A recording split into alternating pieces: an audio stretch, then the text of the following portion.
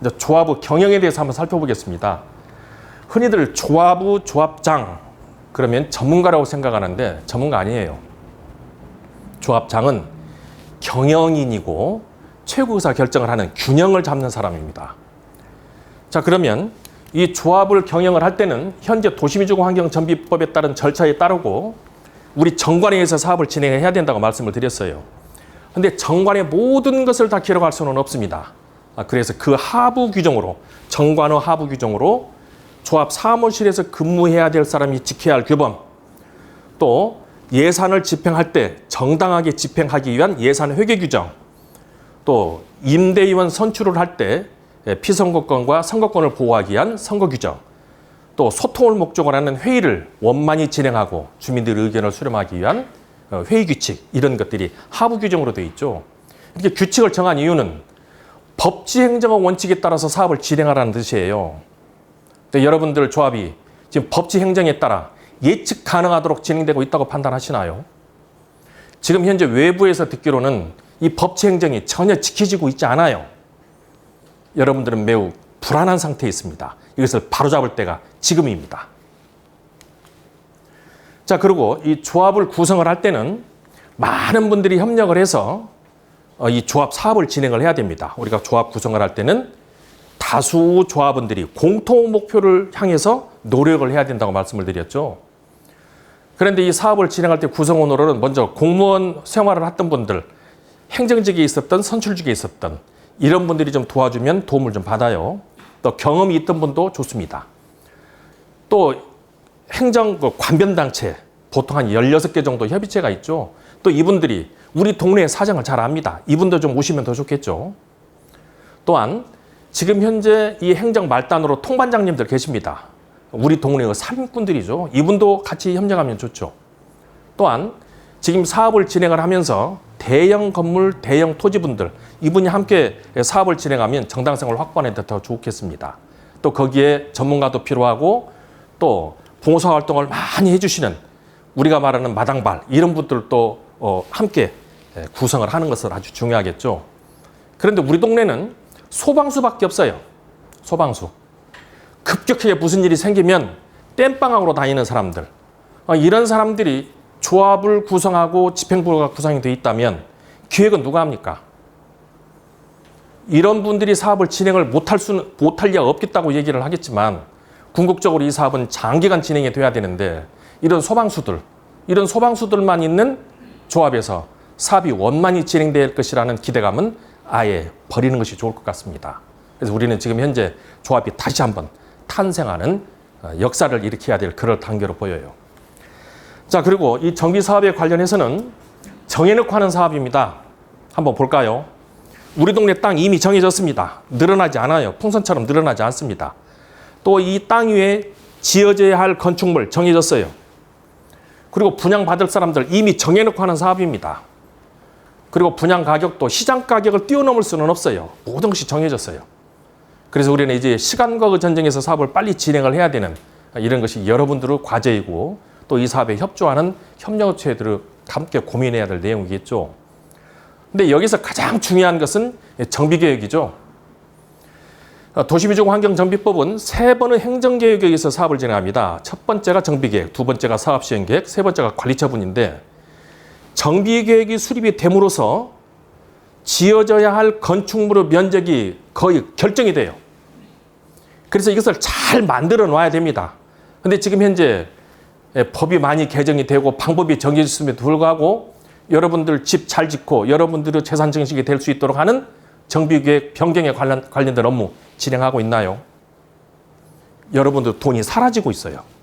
그걸 알고 계시나요? 그러면 사업시행 인가란 정비계획 수립된 것 중에서 일부를 변경할 수 있는 권한이 생기는 것이고 관리처분은 정비계획에서 결정된 토지의 감정평가 그리고 사업시행 인가로 받은 건축물에 대한 감정평가를 해서 여러분들에게 분배하는 과정, 이것이 관리처분종이에요. 그렇다면 가장 중요한 것, 정비계획을 우리 조합의 실정에 맞게 그리고 사업성이 가장 좋게 만들어줄 수 있는 정비계획 수립을 하고 변경하는 거예요. 지금 하고 있지 않죠? 직무유기입니다. 여러분 재산이 사라지고 있어요. 이 부분에 대해서도 각성하셔야 됩니다. 자, 그러면 이 사업을 진행하는 과정에서 수없이 많은 업체들을 선정한다고 말씀을 드렸는데 그 업체를 선정할 때 과거에는 적당히 조합장이 누구 와서 장판 깔아라, 누구 와서 전기공사하라 뭐 이렇게 사업했습니다. 이제는 안 되죠.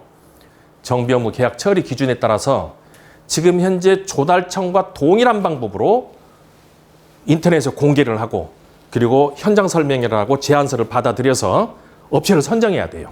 근데 그 과정도 총회에서 꼭 선정해야 될 업체가 있고 대의원에서 선정해야 될 업체가 있고 그리고 조합장에게 위임을 해놓은 업체가 구별이 돼 있어요. 근데 지금 여러분들이 지금 업체 선정 관련해서도 지금 조달청 시스템을 아주 우습게 알고 이제 문서도 한꺼번에 막 조작도 하고 이런 일이 있어서는 안 돼요. 이렇게 해서 공정성이 확보가 되겠습니까? 이것은 있을 수 없는 일입니다. 또한 이 사업에 관련해서는 예산은 반드시 총회를 통해서만 예산이 확보가 되고 그 확보된 예산 범위 내에서 집행이 돼야 된다는 점, 이 점 잘 알고 계시죠? 다음.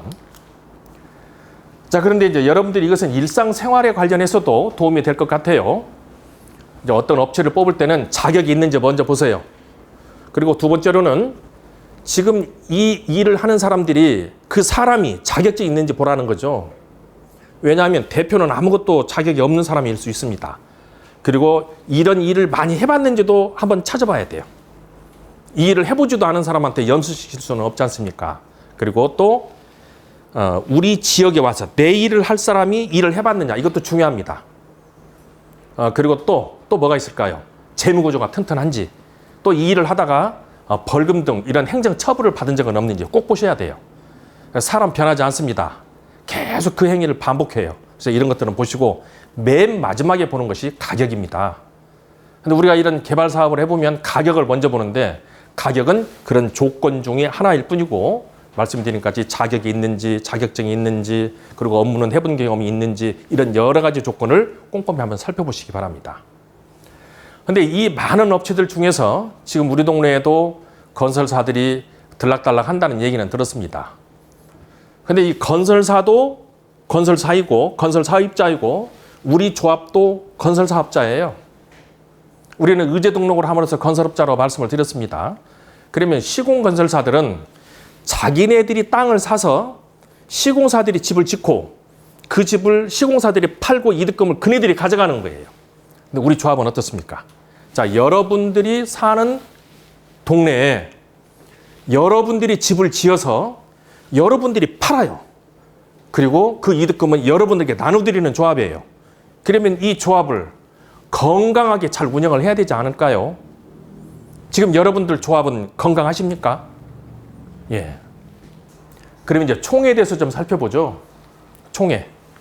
예, 총회는 이 도시미주공 환경정비법이 단체법이기 때문에 반드시 총회의 결의로만 사업을 진행하도록 되어 있고 대부분의 모든 조합들이 16번에서 23번 정도 총회를 개최해서 사업을 진행을 합니다. 그런데 이 총회는 조합원 여러분들이 총회장에 오셔서 의결권을 행사함으로써 조합의 경영에 참여하는 거예요.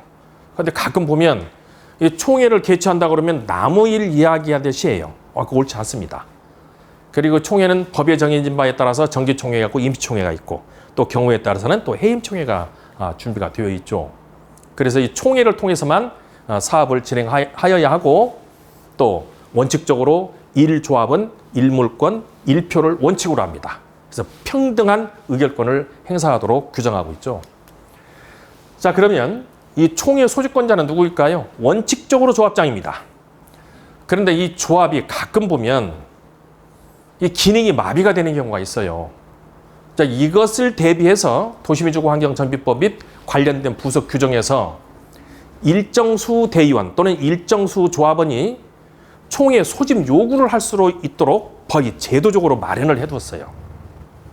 이것을 우리는 소수사원권이라고 얘기를 하는데 조합원들 입장에서는 최후 권리 구제 방법이에요.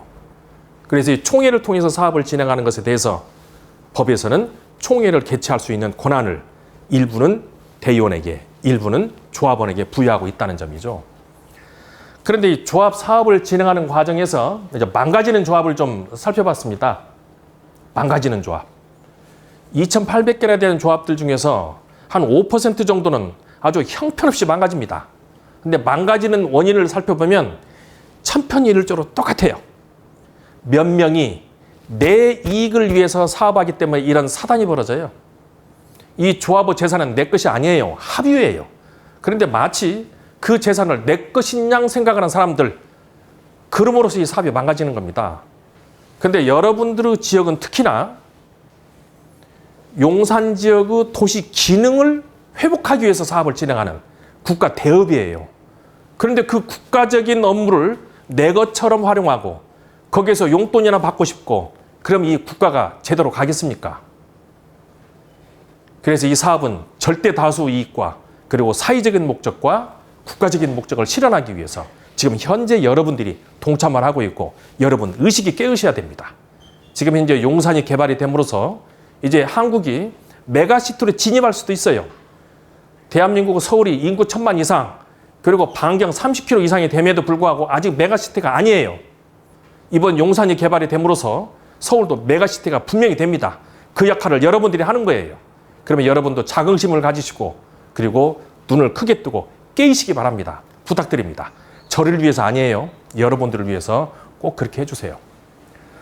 그런데 조합들 중에서도 이제 비정상적인 조합들이 있죠. 비정상적인 조합. 그럼 이 비정상적인 조합을 어떻게 할까요?